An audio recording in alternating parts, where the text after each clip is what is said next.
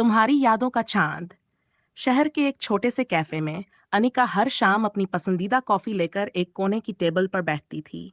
उसके हाथ में हमेशा कोई न कोई किताब होती, लेकिन उसकी निगाहें कभी-कभी दरवाजे की तरफ उठ जातीं, जैसे किसी का इंतजार हो।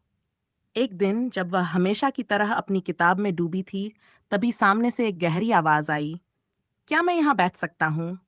अनिका ने चौंककर सिर उठाया। सामने एक लड़का खड़ा था, लंबा कद, गहरी आंखें, हल्की सी मुस्कान। अनिका ने हल्के से सिर हिलाया और वह बैठ गया। मेरा नाम आरव है, उसने कहा। अनिका, उसने धीरे से जवाब दिया। उस शाम दोनों ने कॉफी के साथ लंबी बातें की, किताबों, सपनों, जिंदगी के बारे में। और ये सिलसिला हर शाम चलता रहा। धीरे धीरे अनिका को एहसास होने लगा कि आरव उसकी जिंदगी में कुछ खास जगह बना चुका है। पर एक दिन अचानक आरव कैफे नहीं आया। न अगले दिन न उसके बाद। अनिका ने बहुत इंतजार किया पर वह नहीं लौटा। कुछ हफ्तों बाद कैफे के उसी कोने में बैठे हुए वेटर ने उसे एक छोटा सा लिफाफा दिया। कांपते हाथों से उसने उसे खोला। अनिका, तुम्हारी बातें, तुम्हारी मुस्कान और तुम्हारी किताबों में खो जाने की आदत, मैंने सब कुछ अपने दिल में संजो लिया है। पर मुझे जाना होगा। जिंदगी ने एक मोड़ दिया है जहां मुझे अपने सपनों के पीछे भागना है। लेकिन याद रखना, जब भी चांद को देखोगी समझना कि मैं भी वही देख रहा हूं। तुम्हारी यादों का चांद हमेशा हमारे बीच रहेगा। अनिका ने आसमान की ओर देखा। चांद सच में बहुत चमक रहा था।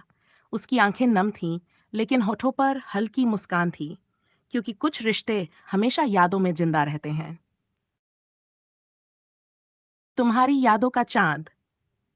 अनिका के दिन तो किसी तरह कट रहे थे, लेकिन रातें, वे मुश्किल थीं।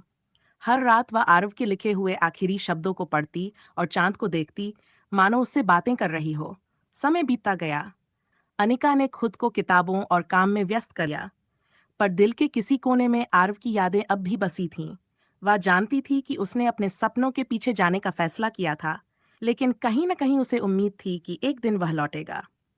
5 साल बाद अनिका अब एक जानी मानी लेखिका बन चुकी थी। उसकी लिखी हुई किताबें बेस्टसेलर बन चुकी थी। लेकिन उसकी सबसे खास किताब थी तुम्हारी यादों का चांद, जिसमें उसने अपनी और आरव की अधूरी कहानी को शब्दों में पिरो दिया था। उसकी किताब का विमोचन एक बड़े साहित्य उत्सव में हुआ। जब उसने मंच से अपनी कहानी सुनाई तो पूरा हॉल तालियों से गूंज उठा। लेकिन एक चेहरा था जो सबसे पीछे खड़ा था, गहरी आंखें, हल्की मुस्कान। अनिका ने महसूस किया कि कोई उसे बहुत ध्यान से देख रहा था। जब उसने नजरें घुमाई तो उसका दिल तेजी से धड़क उठा। यह वही था। कार्यक्रम खत्म होने के बाद जैसे ही वह स्टेज से नीचे उतरी, आरव उसके सामने आ खड़ा हुआ। कैसी हो अनिका? अनिका की आंखों में नमी थी, लेकिन उसने मुस्कुराकर जवाब दिया, बिल्कुल वैसे ही जैसे तुम्हारी यादों का चांद, जो हर रात तुम्हें ढूंढता था। आरव ने एक गहरी सांस ली। मैं जानता था कि एक दिन हम फिर मिलेंगे, लेकिन यह नहीं सोचा था कि तुम्हारी कहानी हमें फिर से जोड़ देगी। अनिका ने धीरे से कहा, तुम्हें जाना था, मैं समझती हूँ, लेकिन कभी कभी अधूरी कहानियां भी खूबसूरत होती हैं।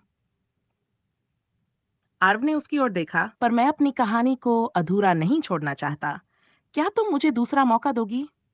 अनिका ने कुछ देर तक चुप रहकर उसे देखा, फिर आसमान की तरफ देखा। चांद मुस्कुरा रहा था, और इस बार उसकी आंखों में सिर्फ इंतजार नहीं, बल्कि एक नई शुरुआत की चमक थी।